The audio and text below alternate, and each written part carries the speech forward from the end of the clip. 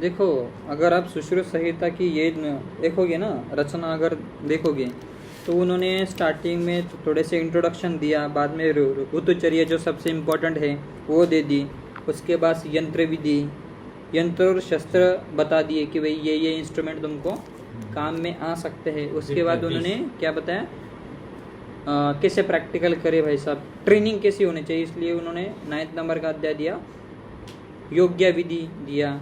बाद में विश्व कोने प्रवेश, अब आपकी ट्रेनिंग पूरी हो गई तो भाई साहब आपको अब पूरी चिकित्सा हो गई तो वैद्य कैसा होना चाहिए उसके बारे में बता दिया। फिर उसके बाद में वैद्य को क्षार, अग्नि और जलोका के बारे में सबसे ज़्यादा ये होनी चाहिए। शल्य तंत्र में क्षार, अग्निकर्म और जलोका का सबसे ज़्यादा जो शल्य कर्म की डिसीजेज है उसमें क्षार, अग्नि और क्या लगते हैं, जलोका लगते हैं, इसलिए उन्होंने उसका वर्णन कर दिया।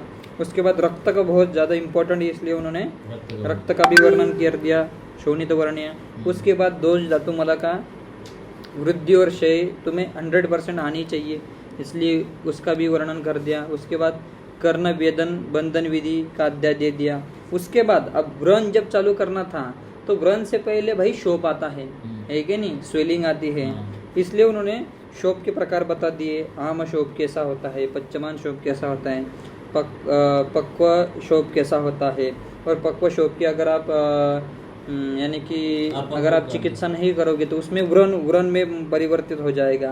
कहाँ पर आपको पस निकालना है उसके अंदर के, उसके अंदर अगर वो पक्व हो गया, कहाँ पर निकालना है, कहाँ पर नहीं निकालना है, ऐसा उन्होंने शोप 3 प्रकार के बता दिए। ऐसे आम पच्चमान वो अवस्थाएं बता दी और 6 प्रकार के शोप का वर्णन कर दिया, विमलापन कहाँ पर करना है। और फिर बाद में व्रण की स्टार्टिंग कहाँ से करी उन्होंने, व्रण आलेप बंध विधि अध्याय से करी है। तो ये बहुत ही सुश्रुत जी ने बहुत ही अच्छा कहा है। हाँ, क्योंकि इन्हें सब ज्ञान पहले प्रैक्टिकल नॉलेज होना चाहिए, तुमको थ्योरेटिकल ज्ञान होना चाहिए, और तुमको इसके बाद तुमको व्रण के बारे में पढ़ाएंगे। हाँ, व्रण के बारे में पढ़ाएंगे, इसलिए व्रण डायरेक्टली ऐसा डायरेक्टली फर्स्ट अध्याय में व्रण नहीं चलो क्या, बाद में चलो। चलो कुमरे पढ़ो। अथा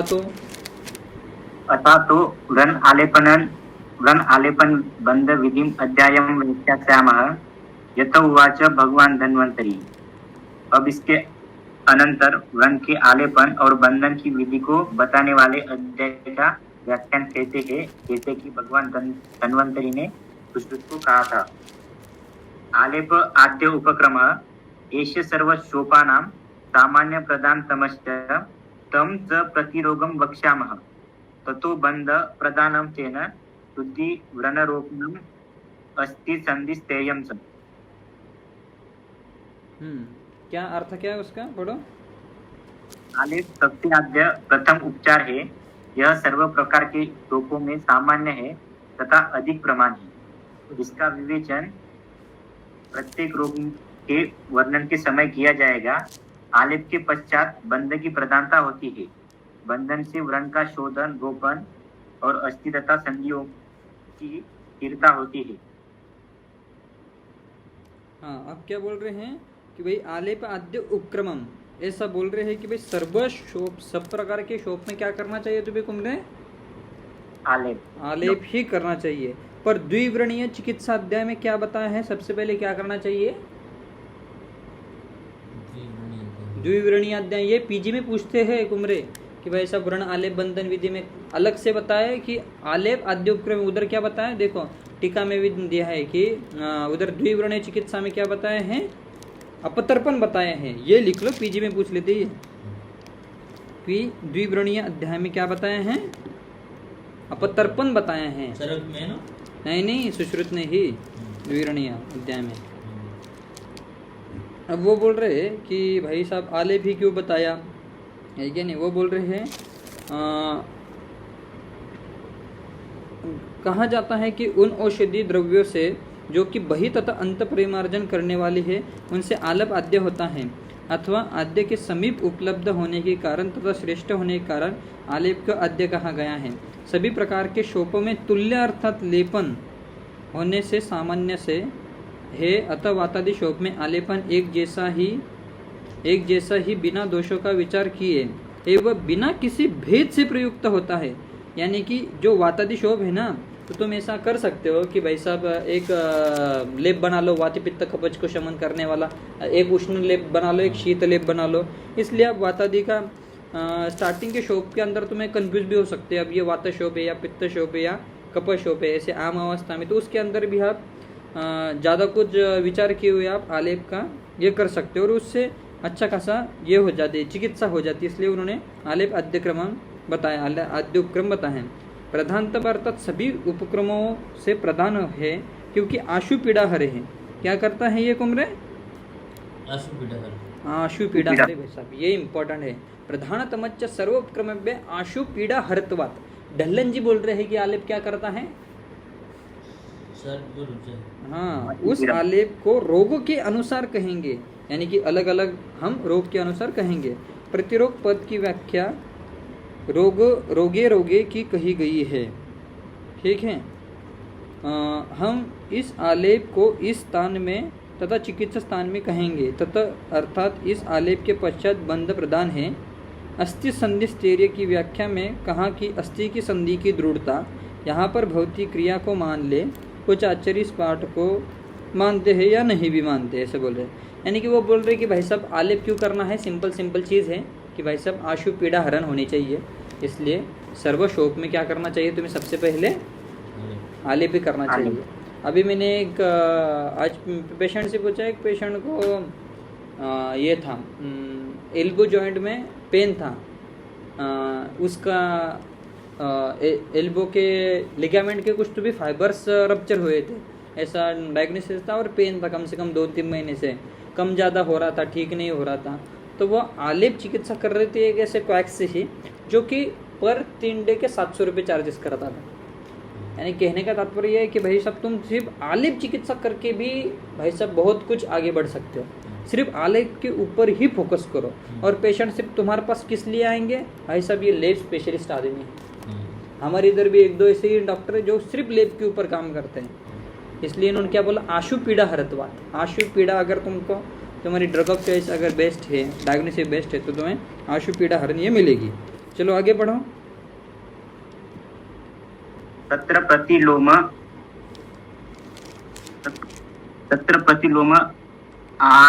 आलिम्पेन अनुलोमनम प्रतिलोमे हि सम्यक् औषधम अवतिष्ठते अनुप्रविशति रोमकूपान स्वेद वाहिभिश्च शिरामुखे वीर्य। हमेशा आलेप को प्रतिलोम अर्थात बालों के रुख की विरुद्ध दिशा में लगाना चाहिए, अनुलोम में नहीं लगाना चाहिए। प्रतिलोम आलेप लगाने से औषध अच्छी प्रकार वहाँ लगी रहती है, रोमकूप में प्रवेश करती है एवं स्वेदवाह स्रोत तथा शिरा मुखों द्वारा भीतर जाकर बलवान होती है। ये इम्पोर्टेंट है भाई साहब। प्रतिलोम क्यों लगाए? फिर ये पीजी में पूछ लेते, प्रतिलोम ही क्यों लगाना है, क्या करेंगे वे? स्वेदवाही से शिरामुख को वीर्य तक वो पहुंचा देती है कि नहीं, अंदर तक चली जाती है। इसलिए लेप कैसा लगाना चाहिए? फिर प्रतिलोम। अपन क्या करते हैं? अनुलोम। अपन अनुलोम गति से लगाते हैं, ये गलत बात है। इसलिए भाई साहब शास्त्र को जैसे कहा है वैसे ही पढ़ना चाहिए और वैसे ही अप्लाई करना चाहिए। अगर तुम ऑयल भी लगवाते हैं ना तो तुम ऐसे अनुलोम पद्धति से लगाते हो, ऐसे प्रतिलोम पद्धति से लगाते हो, ठीक है नहीं, तब जाके उसका अच्छे से इफेक्ट आ गया। फिर तुम बोलते हो कि भाई साहब अच्छे से इफेक्ट नहीं आ रहा है, क्यों नहीं आ रहा? जो अपन बंद बांध रहे हैं तो एक बार आलेप तेल का भी अगर लगा रहे, वो आलेप भी समझो, आलेप भी तो। और वो कैसा लगाना है? प्रतिलोम। क्यों लगाना है? क्यों लगाना है कुमरे? रोमकूपान स्वेदवाही बीच शिरा मुखे वीर्य प्राप्नोति। शिरा मुख तक जाता है वो, समझ गया? शिरा मुख तक जाता है भाई साहब, इतना डीप अर्थ है उसका। और देखो कंफ्यूज ना हो इसलिए उन्होंने सेकंड श्लोक में ही बता दिया कि भाई आलेप कैसा लगाना है, बाद में भी बता सकते थे, ठीक है ना। चलो आगे बोल रहे हैं, आगे बढ़ो। न शुष्यमानम उपेक्ष्यत अन्यत्र पीड़यितव्यात् इसको ही अपार्थको रुककरश्च। जहाँ पर व्रण शोक में पीड़न कार्य करना अभिष्ट हो उसको छोड़कर अन्य शोक में प्रयुक्त आलेप को रुकने नहीं देना चाहिए, क्योंकि शुष्क आलेप निरर्थक और पीड़ा करने वाला होता है। क्या बोल रहे हो? जिन शोपों में पीड़न कर्म करना हो उन्हीं शोपों को छोड़कर, यानी कि पीड़न कर्म में तुम शुष्क लेप लगा सकते हो अगर तुम्हें पीड़न कर्म करना है तो, है क्या नहीं? आगे जाके उसको करेंगे पीड़न कर्म कैसे करते हैं, क्या करते हैं, नहीं क्या, क्यों करना चाहिए। अन्य शोपों में भाई साहब जहाँ पर पीड़न नहीं करना है बाकी सभी शोपों में आलेप को सूखने ना दे, है क्या नहीं? अगर तुम कितना मोटा लेप लगा रहे हो, है क्या नहीं, उसके हिसाब से वो लेप सूख जाएगा, है क्या नहीं? तुम पतला लेप लगा रहे हो तो वो 15 मिनट में सूख जाएगा, 20 मिनट में सूख सकता है, ज़्यादा से ज़्यादा भाई साहब 1-1.5 घंटे में सूख जाएगा, है क्या नहीं? उस हिसाब से भाई साहब तुम्हें ये होना चाहिए, याद होना चाहिए। तुम उष्ण लेप लगा रहे हो या शीत लेप लगा रहे हो, अगर तुम पित्तज भाई साहब शोप हो उसके ऊपर लगा रहे तो वो जल्दी सूख जाएगा। तो तुम वो अटेंटिव होना चाहिए भाई साहब, तुम्हें पूरा सूखने तक लेप नहीं लगाना है क्या नहीं? उन्होंने अच्छे से बता दिया। यदि आलेप अगर सूख जाए तो क्या बोल रहे हो, निरर्थक हो जाएगा और पीड़ा करने वाला हो जाएगा, ऐसे बोल रहे हैं। आलेप के प्रयोग करने की स्थिति में वैद्य कर्तव्य का निर्देश करते डल्लन जी बोल रहे हैं, अन्यत्र पीड़ियत्वात्, अर्थात पीड़न द्रव्य जो मिश्रक अध्याय में दिए हुए हैं, मिश्रक अध्याय में पीड़न द्रव्य दिए हैं, कहे गए हैं, निकालो तब तक तुम पीड़न द्रव्य निकालो 27 में। उनके द्वारा जो व्रण पीड़नीय होते हैं उसको छोड़कर अन्य प्रकार के शोपों में लगाने हेतु सूख रहे आलेप की उपेक्षा नहीं करनी चाहिए, अर्थात आलेप को सूखने से पहले ही प्रयोग कर लेना चाहिए, यानी कि निकाल देना चाहिए, ऐसे बोल रहे हो। मिल गया क्या पीड़न द्रव्य? 28 नंबर का अध्ययन हो, 38। तुम भी देखो पीड़न द्रव्य। हाँ, प्रपीड़न से एक बार आप मिश्रक अध्याय में अगर जाओगे तो उसमें 11 नंबर के श्लोक में बताए हैं, द्रव्यानाम पिच्छलानाम तु त्वग भूलानि प्रपीडनम यव गोधूनमाशानाम चूर्णानि च समासत। पिच्छल द्रव्यों की छाल तथा मूल प्रपीड़न के लिए प्रयुक्त होती है। जो गोधू, माश, इनका चूर्ण का व्रणशोप पर लेप करने से प्रपीड़न होता है। संक्षेप में इस प्रपीड़न के लिए उत्तम समझकर प्रयोग करें। अल्लन जी बोलते हैं टीका में। अब इसके बाद प्रपीड़न प्रदर्शित करते हैं। पिच्छल द्रव्य अर्थात छालमली, शेलु, वटपरन आदि। प्रपीड़न अर्थात ये, अब सुनो, प्रपीड़न मतलब क्या? मर्म आदि के समीप, यानी कि मर्म के आसपास अगर सूक्ष्म मुख वाले व्रण हो, व्रण की क्या करना चाहिए? पीड़न करना चाहिए, ऐसे वो बोल रहे हैं। यानी कि व्रण के अंदर अगर डीप वुंड्स अगर हो, वहाँ पर तुमको पीड़न कर्म करना चाहिए। समासत अर्थात संक्षेप में प्रपीड़न इस प्रकार करना चाहिए, यथा व्रण मुख को छोड़कर, व्रण मुख को छोड़ दें और उसके बाहर क्या करें? लेपन करें। लेपन करके सूखा है, इस प्रकार सूखने पर व्रण शोथ का प्रपीड़न हो जाता। समझ गए कुमरे? हाथ से दबा पा रहे हैं, समझ गए कुमरे? यानी कि ये व्रण हो गया तो उसके आजू बाजू में क्या करना चाहिए? तुम्हें लेप करना चाहिए और लेप को सुखा देना चाहिए। शुष्क लेप करो। क्यों करना है कुमरे? प्रपीड़न क्यों करना है? कोई बाहर निकल नहीं ना अपने को। हाँ, अंदर कुछ शल्य फंसा हो। अभी अब अर्म स्थान के ऐसा कोई जैसे हृदय हो गया, हृदय, शीर और बस्ती के आसपास अगर कोई व्रण हो, छोटा सा साइनस बन गया हो, आघातज अगर कोई हो, अंदर पस पड़ा हो, इमेजिन करो, है कि नहीं? तुम ज़्यादा कुछ उसके अंदर पीड़न द्रव्य समझे या नहीं समझे? हाँ, मतलब नहीं समझे अभी तक? बताओ, समझे कि नहीं समझे? इसमें कोई बताओ क्वेश्चन समझना समझा मतलब है। क्या बोल रहे? क्वेश्चन क्या है? मतलब समझना क्या है वही नहीं समझा। समझना क्या है यानी कि पीड़न कहाँ पर करना है। अब मुझे क्वेश्चन पड़ा भाई साहब, पीड़न मतलब क्या, कैसे पीड़न करना है, वो तो समझ गए ना। मर्म स्थानों में अगर भाई साहब डीप व्रण है क्या नहीं, ऐसा व्रण बहुत ज़्यादा अंदर जा रहा है, तुमको पस वगैरह निकालना है उसके अंदर का, कुछ शल्य है उसके अंदर से अगर निकालना है तो तुम्हें वहाँ पर पीड़न द्रव्य लगाना है। पीड़न कैसे लगाना है वो पता चल गया ना, यानी कि गेहूं का आटा लो भाई साहब, माश लो या जौ का आटा लो, उसका अच्छे से लेप लगा दो और उसको सूखने दो। सूखने के 4-5 घंटे बाद फिर जो अंदर का पस वगैरह जैसे कॉन्ट्रैक्ट हो जाएगा ना। अब देखो तुमने ये स्किन के ऊपर वो लगा दिया आटा, अब आटा सूख गया मतलब क्या हो जाएगा, पूरी स्किन ऐसे कॉन्ट्रैक्ट हो जाएगी और अंदर का जो भी द्रव्य है पस वगैरह सब कुछ बाहर आ जाएगा। समझ गए? इसलिए उन्होंने बोला कौन सा आलेप को सूखने देना चाहिए, कौन सा नहीं सूखने देना चाहिए। समझे कि नहीं समझे? कुमरे डॉक्टर नहीं समझे अभी तक? समझे डॉक्टर? समझे ना? हाँ चलो आगे चलो, चलो पढ़ो पढ़ो आगे पढ़ो। त्रिविध त्रिविध प्रलेप प्रदेह आलेपश्च तेषाम् अंतरं प्रलेप शीतस्तन अविशोषी विशोषित प्रदेहस्त उष्णशीतो वा बहुल बहुर अविशोषित मध्यमो अत्र आलेप। प्रलेप प्रदेह और आलेप भेद से वह लेप 3 प्रकार का होता है। उनमें भेद निम्न प्रकार के हैं। प्रलेप ठंडा पतला तथा अपीड़ित व्रण में सूखने वाला होता है।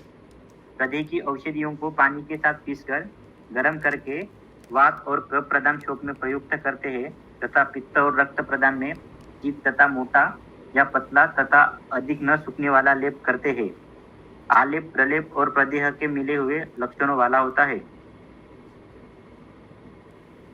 बस बस हो गया क्या? हाँ हो गया। पुति मास अपकर्षण वो भी पढ़ लिया क्या? नहीं वही पढ़ लो ना, चलो मैं ही पढ़ लेता हूँ। क्या बोल रहे वो? आलेप कितने प्रकार का होता है? 3 प्रकार का होता है, प्रलेप प्रदेह और आलेप, है क्या नहीं? हाँ, इनमें प्रलेप क्या बोलते हैं? शीत होता है, पतला होता है, न सूखने वाला और विशेष रूप से सूखने वाला होता है। क्या बोल रही है? बहुलो अबहु अविशोषित। हाँ, मेन ये बोल रहा है कि ये थोड़ा सा पतला होता है, बहल ऐसा फैला हुआ है कि नहीं। और क्या बोल रहा है? अविशोषी, जो सूखने नहीं वाला होता है। ठीक है, यहाँ पे 2 शब्द है, अविशोषी और विशोषी। मतलब एक तो विशोषी कहाँ लिखा? हाँ हाँ सॉरी ये मैं प्रदेह का बोल रहा था। तो इसमें 2 नहीं, प्रलेप का भी वही तो बोला है, अविशोषी बोला है। हाँ, वो बोल रहे हैं कि भाई तुम विशोषी भी बोल रहे हैं और शोषी भी बोल रहे हैं, है क्या नहीं? अविशोषी मतलब उसको दबाना नहीं है, पीड़ित नहीं करना, और विशोषी मतलब सुखाना नहीं है, सुखाना वाला। ठीक है। नहीं तो तुम ऐसा भी बोल रहे हो, ऐसा बोल रहे थे, वाह बोला है ना, वाह मतलब भाई साहब तुम सुखा भी सकते हो, नहीं भी सुखा सकते। वो तो इसमें बोला है, वो इसमें बोला है ना? नहीं नहीं, इसमें प्रलेप में भी बोला है। देखो प्रलेप का श्लोक पढ़ो एक बार, क्या बोल रहे हो? शीतस्तव तनु अविशोषी विशोषी वाह कहाँ आया? वाह नहीं का? नहीं। विशोषी वाह देखो ना, विशोषी अविशोषी विशोषी च वाह है वाह। तुम्हारी संहिता में शायद ये होगा, च लिखा, मतलब तुम्हारे साथ में च लिखा है। हमारे ऑनलाइन की जो संहिता उसमें भी वाह लिखा है, हाँ। और ये जो ठकराल की संहिता उसमें भी वाह लिखा है। अच्छा, तो उसको काट के वाह लिखो, क्योंकि ऐसा कैसा हो सकता है कि भाई प्रलेप सूखने भी नहीं देना है और सूखने भी देना है। ऐसा वो एक तरफ बोल रहे सूखने मत दो, एक तरफ बोल रहे सूखने दो, ऐसे एट ए टाइम नहीं हो सकता ना। पर एट ए टाइम क्या हो सकता है? एक तो तुम सूखने दो, नहीं तो एक तो मत सूखने दो। पर इसका मीनिंग अलग निकाल रखा है, निकाल दो। इसका मीनिंग ये निकाल रखा है कि मतलब जो पहले अविशोषी शब्द है ना, उसका मतलब होता है अपीड़ित्व, व्रण में नहीं सूखने वाला। मतलब जो फर्स्ट में वर्ड अविशोषी उसके लिए अपीड़ित्व शब्द आया, और बाद में आया उसका बोला नहीं सूखने वाला। ये मीनिंग निकाला है। डल्लन पढ़ो एक बार। डल्लन क्या बोल रहे हैं? अविशेषी अपीड़ित पे व्रण शोपे, यानी कि जहाँ पर तुमको पीड़न नहीं करना है वहाँ पर तुम आलेपी दो, हाँ। सूखने मत देना। हाँ। जहाँ पर पीड़ा करना, विशोषी पीड़ितव्य, जहाँ पर पीड़न करना है वहाँ पर शोषण का, जहाँ पर सूखने दो प्रलेप को। अच्छा। अब क्लियर हो गया? डल्लन नहीं है शायद तुम्हारे पास, ये देखो डल्लन में दिया हुआ अशोषी अपीड़ित्व, जहाँ पर पीड़न नहीं करना वहाँ पर सूखने मत दो, जहाँ पर पीड़न करना है वहाँ पर पीड़ित, हाँ। सूखने दो। आप दोनों रख सकते हो। प्रलेप आप सूखने भी दे भी सकते हो। सूखने कहाँ पर देना है फिर? जहाँ पर पीड़न करना है। और पीड़न कहाँ करना है मैंने बोल दिया, ठीक है। और मेनली बोल रहे भाई प्रलेप कैसा होता है? पतला होता है, शीत होता है, ठीक है। शोषी विशोषी आप आपके हिसाब से देख लो, पीड़न करना है नहीं करना है, ठीक है। प्रदय में क्या बोल रहे वो? प्रदय में बोल रहे उष्णा शीत उष्णा शीतो वा मतलब ये विषय अपेक्षाया वात बहुले कफ बहुले वा उष्णे पित्त रक्त बहुले शीते। ढल्लन जी बोल रहे हैं अगर वात और कफ बहुल हैं तो आप प्रदेह को उष्ण बनाइए, ठीक है। पित्त रक्त बहुल है तो आपको क्या बोलना है? शीत लगाना है कि नहीं? पर क्या बोल रहे हैं? कैसा होना चाहिए? बहल होना चाहिए, गाढ़ा मोटा। हाँ गाढ़ा होना चाहिए।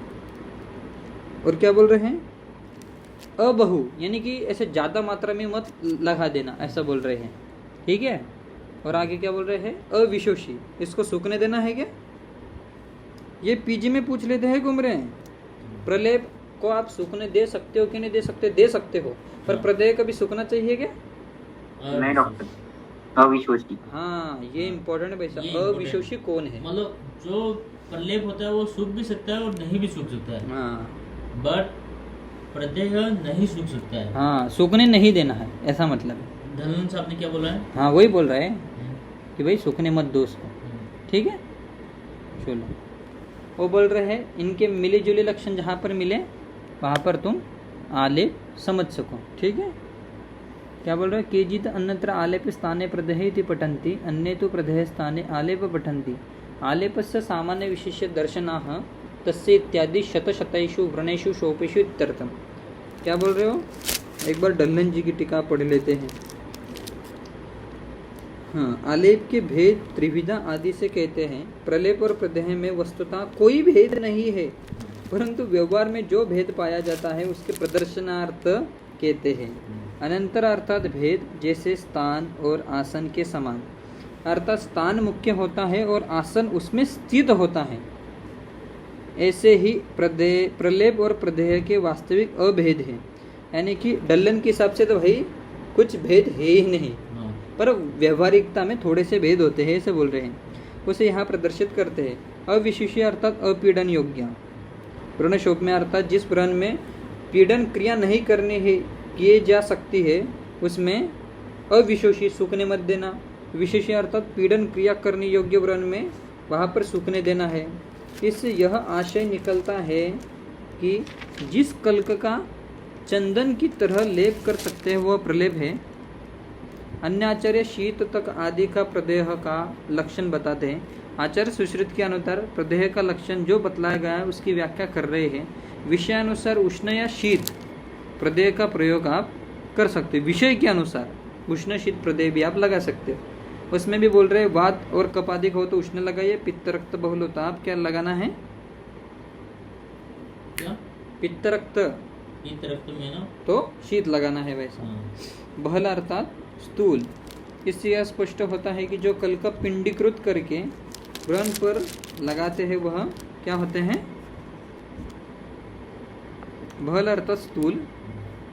कल का पिंडीकृत व्रण पर लगा देते वो प्रदेह होते हैं। प्रदेह को पिंडीकृत से आप समझ सकते हो। कभी कभी पीजी में ऐसा भी पूछ लेते हैं भाई डल्लन के अकॉर्डिंगली प्रदेह को क्या बोला है, तो पिंडीकृत, ऐसा जो आप पिंड बनाते हैं उसको आप प्रदेह बोल सकते हैं। कुछ आचार्य प्रलेप का लक्षण उष्ण अथवा शीत इत्यादि से मानते हैं।